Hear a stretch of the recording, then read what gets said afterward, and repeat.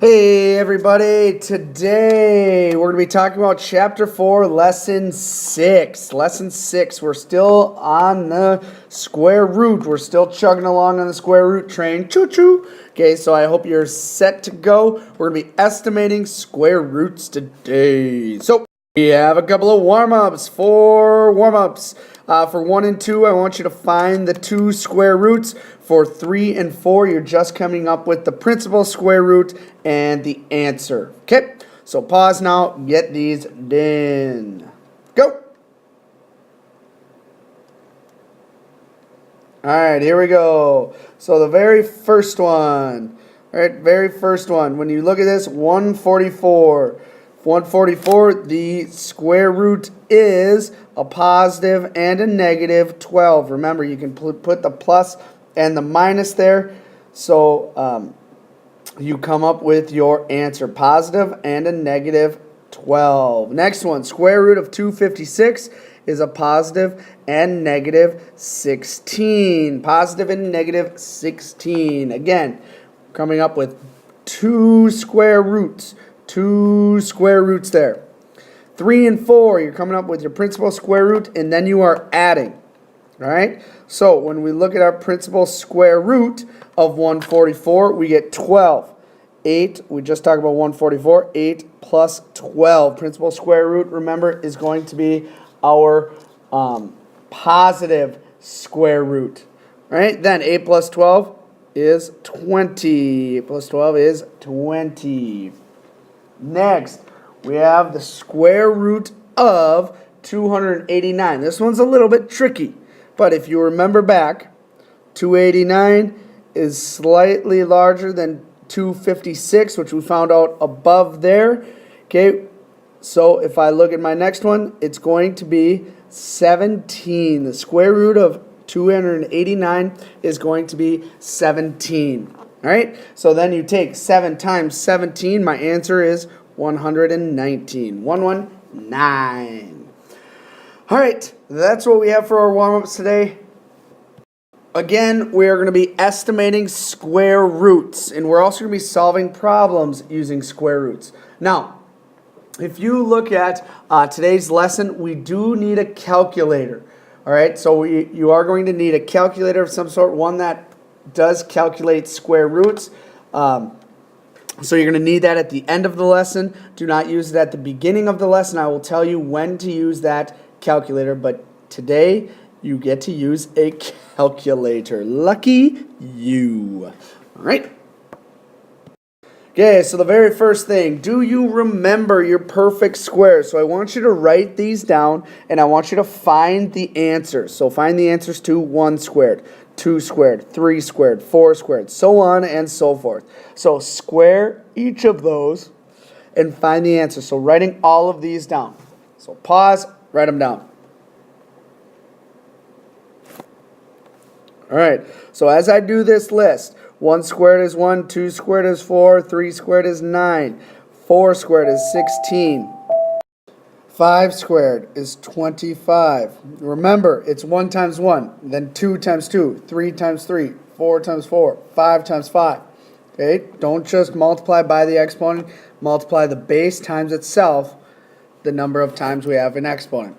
6 squared is 36, 7 squared, 49, 8 squared is 64, 9 squared, 81, 10 squared, 100. All of these numbers are going to help us remember and estimate square roots. All right? So let's look at a couple. All right, so it says each square root is between two integers. We are going to name the integers and we are going to explain our answer. So when I look at this, the square root of 55, I'm looking for the two numbers that the answer to 55 is between. Okay, so when I look at that, I know that 55, the square root of 55, is in between the square root of 49 and the square root of 64. Okay? I know that the square root of 55 is in between those two numbers. Okay? When I look at that, what is the square root of 49? It is 7. Square root of 64, it is 8. So, name the integers. 55 is in between 7 and 8. Because the square root of 55 is in between the square root of 49 and the square root of 64. And I've finished my problem. Okay, so my answer, 7 and 8. Explanation, because 50 square root of 55 is in between the square root of 49 and 64. All right? All right. All right, so what I want you to do is I want you to try these 3.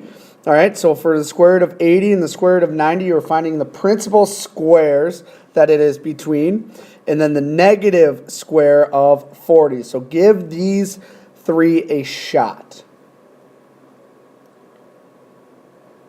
All right, so the square of 80, we know that it is in between, 80 is in between the square root of 64 and the square root of 81. So I know that 80 is in between 8 and 9 because it is in between the square root of 64 and 81. Next one, square root of 90. If I look at the square root of 90, 2 perfect squares on either side of 90 is going to be the square root of 81 and the square root of 100. Okay, again, I'm looking at that perfect square list that I came up with before. Square root of 81 is 9. Square root of 100 is 10. So it's between 9 and 10 because the square root of 90 is in between the square root of 81 and 100. Again, we need to name our integers, which I have here, and explain my answer, which I have right underneath it. Last one, the square root of the negative square root of 40. Not the square root of negative 40, it's the negative square root of 40. Well, I know that the square root of 40 is in between the negative square root of 36 and the negative square root of 49. Okay, what are those numbers? It's in between negative 7 and negative 8. Why? Well, because negative 40 is in between the square root of negative 36 and the square root of, the negative square root of 36 and the negative square root of 49. All right, so that is estimating square roots. Estimating square roots.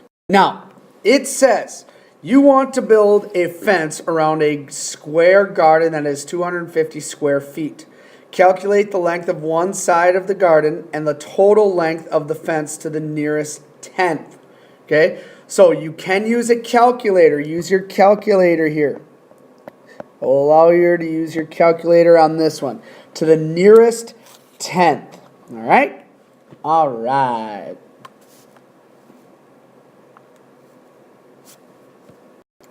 All right, so we have a square garden with an area of 250 square feet. In order for us to go from the area to the side, we need to find the square root of our area. So the square root of 250, because remember, we're going backwards, is to the nearest tenth, 15.8. Okay, so now we know that the side of the garden is 15.8 feet. Okay, but that's how we calculate the length of one side. Remember, find the square root of the area to get our answer. Using our calculator, we get 15.8. Now, it also asks us to find the total length of the fence. So, 15.8 feet equals one side. What we need to do is we need to figure out all sides. How many sides does a square have? 4. What do we know about the sides of a square? They are all the same. We would take 15.8 feet times 4, and our answer would be 63.2 feet, which is our total length. Remember, our total length is all of those around. All right? So I just added 15, or sorry, I just multiplied 15.8 times 4, and I came up with my answer. Sweet! Now, again, you're going to use your calculator, round these answers to the nearest tenth. When you look at your calculator, okay, again, I didn't mention this on the previous problem, but if you hit the second button and that x to the second power, that gives you your square root symbol. So, second button, hit the x squared, you'll see it. It's in a different color right above the x to the second button to the left of your numbers. It's to the left of your 7, actually. So left of your 7. That is if you have the TI-30. Okay? So try these two problems. Round them to the nearest tenth.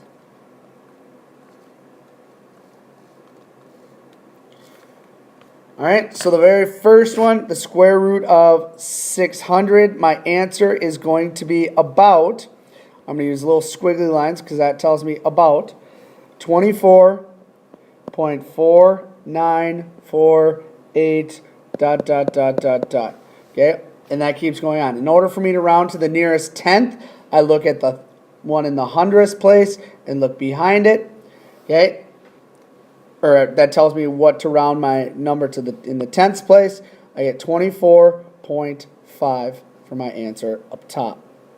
Then square root of 800. You get 28 about 28.28427 ... Okay, it continues to go on and on and on forever. Now we have to round to the nearest tenth. We look at the number in the hundredths place. That's going to tell us what our tenths number is. Our answer, 28.3. Done. All right, that's all I have for you today. Now, in your homework tomorrow, there's going to be problems asking for you to use your calculator and problems not asking you to use your calculator. So know how to do both using a calculator and not. Hope you enjoyed today. I did. Okay, I will see you tomorrow. Bye.